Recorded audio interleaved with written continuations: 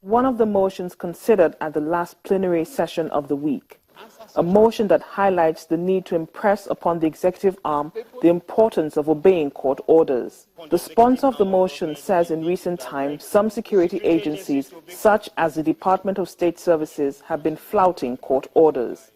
Cognizant of the need to impress upon the executive arm of government the need to direct security agencies to obey court orders and operate within legal parameters, citizens will continue to live in palpable fear, and the economy will continue to suffer capital flight, since investors tend to avoid climes where security agencies operate without regard for laws and court orders.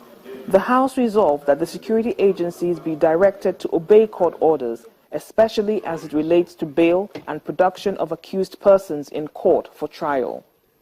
In a related development, the House also considered a motion on the need to check cases of persistent breach of fundamental human rights and acts of impunity by security agencies.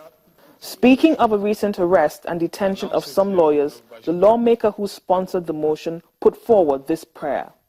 The House resolves: 1.